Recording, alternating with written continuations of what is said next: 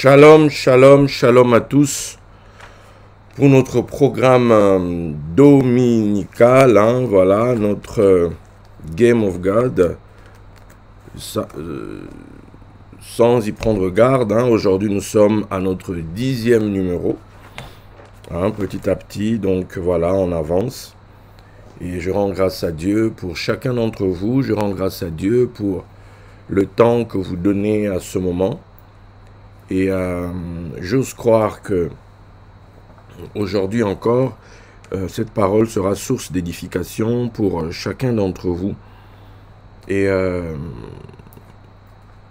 veux croire aussi que les précédents numéros aussi vous ont été bénéfiques. Les précédents numéros aussi vous ont édifié. Les précédents numéros aussi vous ont apporté quelque chose de plus. Et pour ceux qui nous découvrent, bienvenue à vous sur Kafriel TV, une chaîne où nous essayons de vous apporter, de vous emmener un peu plus loin dans la profondeur de la révélation de Christ, une chaîne qui veut vous apporter des clés, vous apporter différentes lumières pour vous permettre à vous aussi d'entrer dans votre héritage dans la gloire, voilà. Parce que c'est de cela qu'il s'agit, Yeshua et la gloire qui vient, Yeshua et l'amour parfait. Voilà, donc nous marchons à la rencontre justement de cette gloire. Donc aujourd'hui encore, je veux croire que nous allons découvrir quelques éléments qui vont nous aider encore mieux à comprendre les règles du jeu. Parce qu'on parle du Game of God, donc il y a des règles du jeu. Si on ne comprend pas les règles du jeu, mes amis, c'est compliqué. On peut tourner en rond, en long et en large, pendant des années, et ne jamais véritablement percer. Comme nous le savons, la base de ce programme, c'est notre texte dans Timothée, 2 Timothée 2, où il est dit, à partir du verset 4, « Il n'est pas de soldat qui s'embarrasse des affaires de la vie, s'il veut plaire à celui qui l'a enrôlé. Et l'athlète n'est pas couronné s'il n'a pas combattu suivant les règles. Le laboureur qui peine doit être le premier à recueillir les fruits. » Le laboureur qui peine doit être le premier à recueillir les fruits. Donc, nous sommes dans un programme où nous avons compris qu'il y a, c'est ça la thématique de game, donc le jeu de Dieu. Il y a un principe. Il y a les coulisses de la vie, en fait. Il y a des principes qui régissent les hommes. Et quand vous les comprenez, vous allez pouvoir vivre harmonieusement avec elles et vous allez pouvoir vous-même vivre en pleine harmonie. Pourquoi? Parce que ce qui compte pour vous, c'est de pouvoir être en accord avec ces règles-là. Donc, aujourd'hui, je vais vous emmener quelque part. Donnez-moi une seconde. Je vais vous emmener quelque part.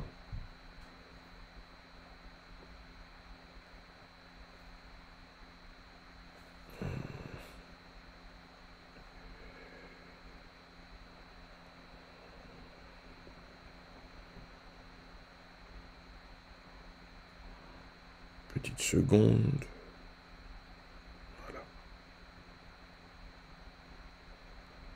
Voilà. Lorsque vous lisez la Bible, vous allez par exemple dans 1 Samuel 22. Dans 1 Samuel 22, il est dit, David, verset 1, David partit de là et se sauva dans la caverne d'Adoulam. Ses frères et toute la maison de son père la prirent, et ils descendirent vers lui.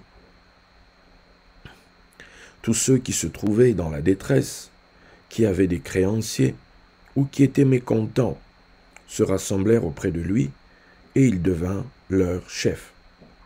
Ainsi se joignirent à lui environ 400 hommes. David partit de là. Bon, il partit de Nob, hein, où on lui avait donné l'épée de Goliath. Pourquoi il est arrivé à Nob? Parce qu'il avait fui la demeure de Saül. Parce que Saül voulait le tuer, Saül était jaloux de lui. Saül voulait, voilà, pratiquement l'assassiner. Okay? Et on voit ça dans 1 Samuel 20, comment Jonathan va faire en sorte que David parte en paix, parce que David avait une alliance avec Jonathan. Et dans 1 Samuel 22, David va se sauver dans la caverne d'Adullam. Et quand il va dans la caverne d'Adullam, maintenant c'est un homme seul, malgré le fait qu'il avait reçu l'onction de Samuel, à qui Dieu avait dit « J'ai trouvé dans la maison d'Isaïe celui que je désire pour roi ».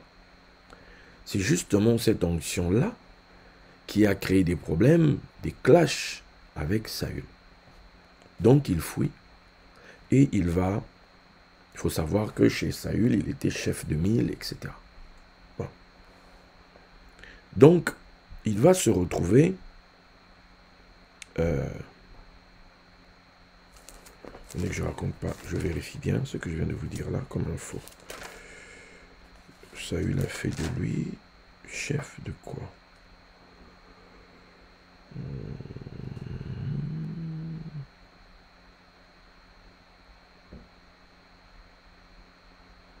Voilà, chef de 1000, c'est bien ça. Bien. Donc, il a donc fui, il se retrouve dans la caverne. Et là, il se passe quelque chose. Ses frères, toute la maison d'Isaïe, son père, donc, ses autres, puisqu'on a déjà dit ses frères, donc ici on dit la maison, ce sont des serviteurs, bref, toutes les personnes qui gravitent autour d'Isaïe. Tous l'ont appris et ont décidé de le rejoindre pour constituer pour lui un genre de bouclier humain, pour constituer pour lui un secours, pour constituer pour lui une protection. 1. 2. Tous ceux qui étaient dans la détresse, qui avaient des créanciers ou qui étaient mécontents, tous se sont rassemblés autour de lui. Donc, ça a créé un groupement, ça a créé un nouveau mouvement en fait, autour de celui qui avait reçu l'huile. Donc, à quoi reconnaît-on quelqu'un qui a un appel de leadership, quelqu'un qui a un appel de royauté et compagnie? C'est quelqu'un qui va toujours rassembler, il y a toujours un rassemblement autour de lui. D'une manière ou d'une autre, il y a toujours des gens avec lui. Il y a des gens dans sa suite, il y a des gens qui viennent le rejoindre, il y a des gens qui l'entourent, pratiquement toujours. Vous pouvez savoir qu'il y a ici un pôle d'attraction. Pourquoi? Parce qu'il va y avoir un pôle de diffusion, un pôle de rayonnement. Ok? Mais maintenant, suivez bien. Avec ces 400-là, David ils vont survivre. Puisque Saül est toujours là, c'est compliqué. Ok? Bon. Maintenant, ce qui m'intéresse, c'est de vous montrer quelque chose dans 1 Chronique. Dans 1 Chronique, on nous dit au verset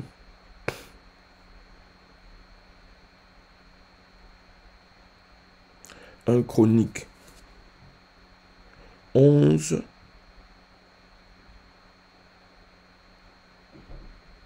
verset 10.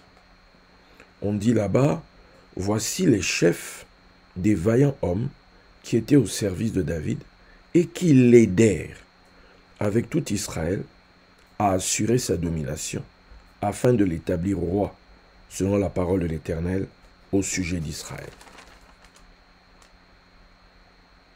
Ça, on va dire c'est l'étape finale.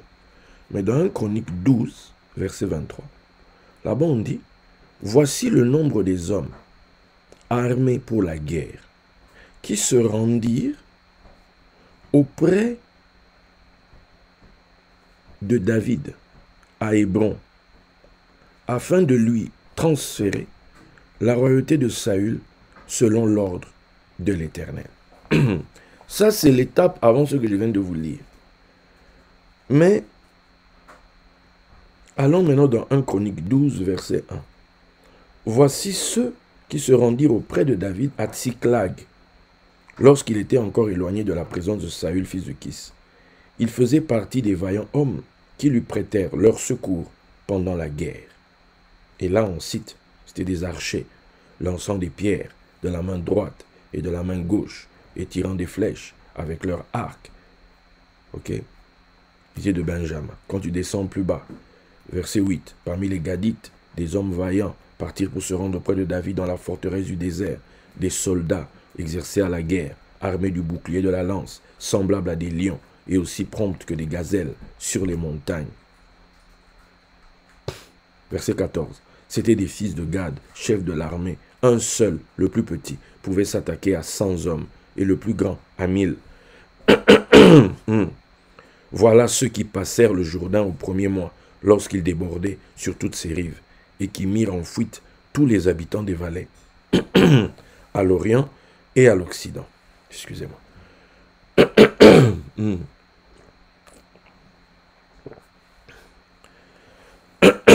Donc, on a ici, je viens de citer, 4 groupes. Le premier groupe, caverne d'Adullam. Deuxième groupe, maintenant en ordre chronologique. Ceux qui sont venus pendant que David est à Tsiklag. Tsiklag, c'est quand David était chez les Philistins. C'est là que les Amalécites avaient tout pris, tout ça, etc. Après Tsiklag, il y a Hébron, puisque David, ayant désormais une puissance financière, ok, va, parce qu'il va dépouiller les Amalécites, donc il va aller à Hébron à la mort de Saül, et là, la tribu de Juda va l'établir roi à Hébron. Ok?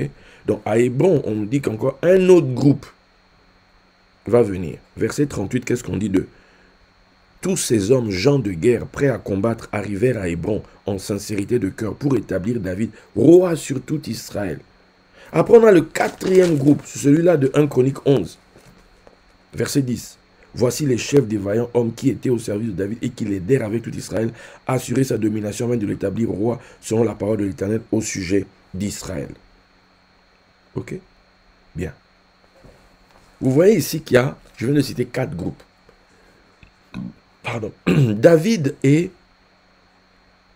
l'élu de Dieu. David, dans le texte, est le choisi de Dieu. Ok. Mais regardez, la première équipe, les premiers là, quand on les présente, qu'est-ce qu'on dit d'eux? On dit qu'ils sont là, la raison d'être de leur... Voilà, premier groupe, ses frères et toute la maison de son père la prirent et ils descendirent vers lui. Quelles sont les raisons de leur présence? C'est leur frère. Leur frère est en danger, leur frère est seul, donc on ne peut pas l'abandonner, c'est notre frère. Donc on va aller à côté de lui. Après on dit, tous ceux qui se trouvaient dans la détresse, des créanciers, mécontents. Donc les raisons pour lesquelles ils sont avec David, c'est parce qu'ils sont dans leur détresse. Parce qu'ils sont poursuivis par des créanciers. Parce qu'ils sont mécontents du système. Donc ils se disent que, ah, l'ennemi de mon ennemi est mon ami. Donc, David est contre le système est contre David, moi je suis contre le système, donc je suis avec David. Ok? Ces gens-là, donc on peut dire c'est la première équipe. Puisque avant ça, David travaillait pour Saül. Avant ça, David était au service de Saül. Il servait Saül le roi. Et quand avec Saül, ça se passe mal et que David est obligé de fuir pour sauver sa vie, des gens vont venir à lui. Ok? Ces gens qui vont venir à lui ont entendu dire aussi que David avait apparemment reçu l'onction, etc. Mais vous venez de voir ici que, contrairement aux 3 équipes suivantes, ceux-ci sont avec David au départ par rapport à eux-mêmes, par rapport à leurs propres intérêts, par rapport à ce que leur propre situation. Certains sont avec David parce que c'est notre frère. Quelque part, il est à nous. Donc, vous n'allez pas lui faire du mal. Nous, on vient l'aider. Il faut qu'il reste en vie. C'est notre frère. Le même frère dont on sait que quand il est descendu sur le champ de bataille pour combattre Goliath, ses frères ont dit, on connaît ton cœur, on sait que tu es venu ici pour faire genre, et que tu es un orgueilleux, etc. Il s'opposait à ce que David aille au devant de sa destinée. Il s'opposait à ce que David aille combattre Goliath. Pas genre parce que c'est pour non, le petit va se faire tuer, protégeant-le. Non, les raisons c'est que tu te crois quoi? Tu veux venir te montrer ici. Puisque quand même, eux, ils sont au courant que le petit a déjà tué des lions, le petit a déjà tué des ours. Et je suppose qu'en famille, ils se vantent. Donc, c'est un peu comme Joseph avec ses songes qui énervent les autres. Donc, David aussi énervait ses frères. Mais là, on met de côté toutes ces histoires. C'est notre frère, personne ne va lui faire du mal. Nous tous, on descend. Pour des raisons quoi? Biologiques. Pour des raisons charnelles. Donc, ils viennent à lui pour des raisons s'appuyant sur des bases biologiques charnelles. Les autres qui sont mécontents, qui ont des créanciers tous, qui sont dans la détresse, tous se disent, écoute, lui dans la détresse, moi aussi, communauté de détresse, voilà, détressons-nous vivons, hein, donc allons ensemble, enfants de la détresse, hein, le jour de la détresse est arrivé. Bref, donc ils vont tous ensemble, voilà, on fait une communauté de détresse, voilà, donc chacun est là pour ses propres raisons. Donc David est entouré des gens qui, à première vue, sont pour lui un salut. Mais qui, en y regardant bien, sont pour lui un problème.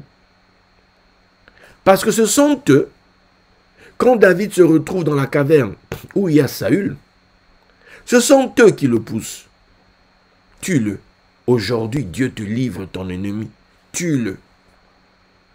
Donc ça prouve, tellement ils ont poussé David, David a coupé le manteau de Saül. Ce qui va lui causer des problèmes plus tard. En fait, la première équipe, contrairement aux autres, n'a pas la vision de la royauté. Chacun, pour une quelconque raison, doit faire encore une démarche. Regardez, quand plus tard, à Tsiklag, là, où ils reviennent, parce qu'ils devaient aller dans le groupe des Philistins, tout ça, et eux, ils sont avec David. Hein. Là où David est, ça va aller. Là où David est, la foudre ne tombe pas là où David est. Donc, restons à côté de David. Voilà. Mais eux ne savent pas David court après quoi. Eux ne comprennent pas ce à quoi l'huile qui a été versée sur lui l'oblige. Puisque eux n'ont pas reçu l'huile. Eux, quelque part, ils s'en foutent, excusez-moi l'expression. Tu vois? Mais David a reçu l'huile. Donc à partir du moment où il a reçu l'huile, il y a des comportements qu'il ne peut pas avoir. À partir du moment où il a reçu l'huile, il y a des choses qu'il ne peut pas faire. Pour eux, c'est normal de tuer Saül.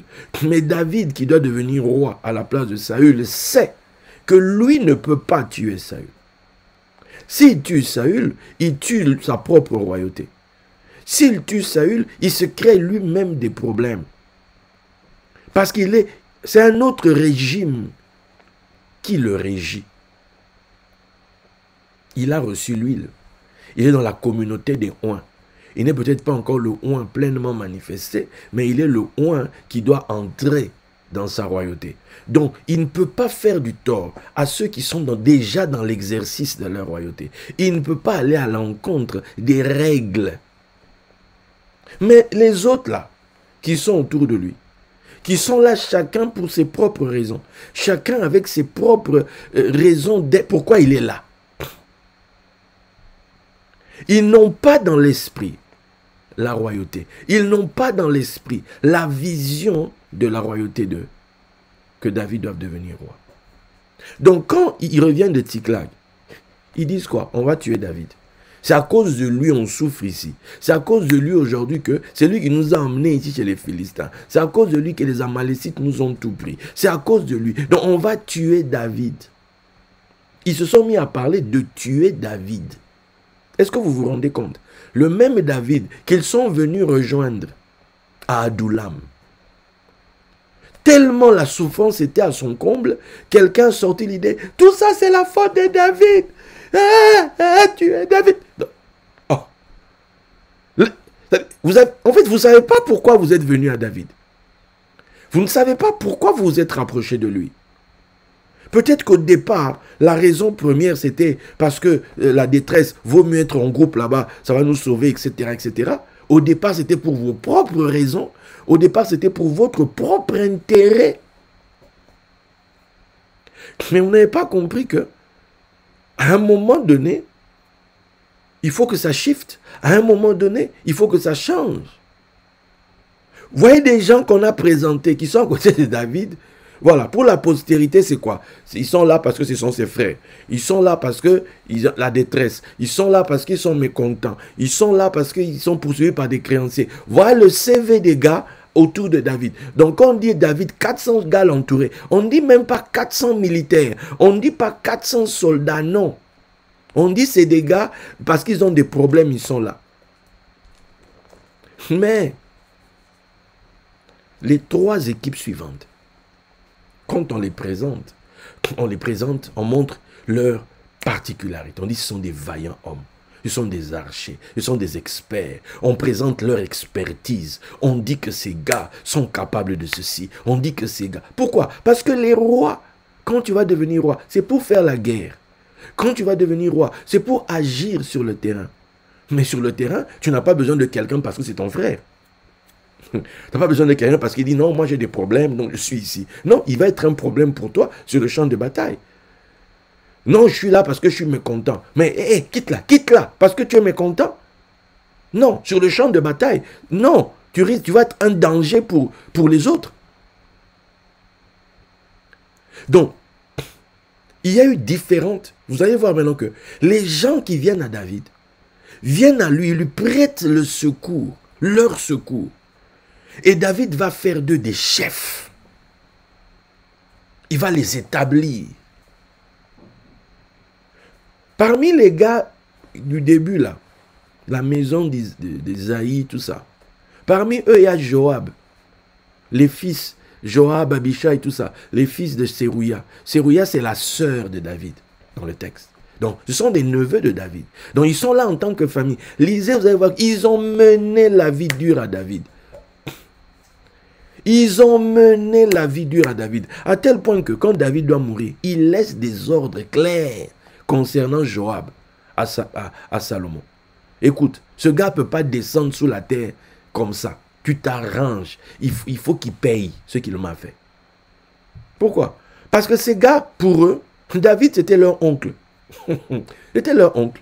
Donc, ils pouvaient faire ce qu'ils voulaient. Donc, mais par contre, pour établir des princes dans le royaume, pour faire, David dit, celui qui va me donner Jérusalem, celui qui va me donner la capitale, sera prince. Alors, ça signifie que c'est comme quand, pour lui, il connaît ça. Celui qui va tuer Goliath, il va devenir le gendre du roi.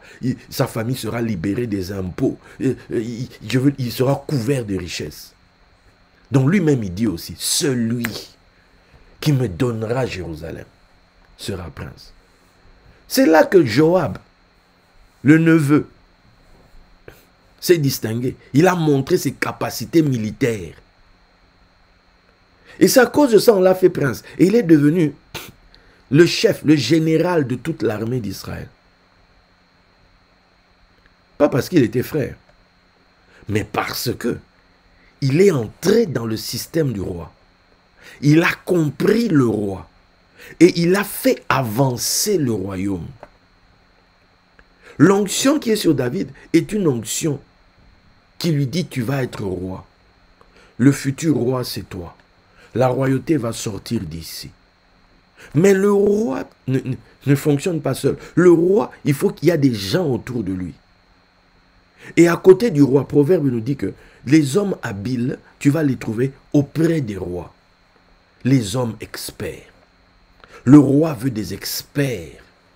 Le roi s'entoure d'experts. Le roi donne des postes aux experts. C'est-à-dire ceux qui vont faire avancer son règne. Ceux qui vont contribuer à ce que la royauté s'exprime. D'où on dit Saül, dès qu'il voyait qu'un quelqu'un était habile, était expert dans les armes, était un bon soldat, il l'embauchait directement dans l'armée. Il le prenait avec lui. Il le prenait avec lui.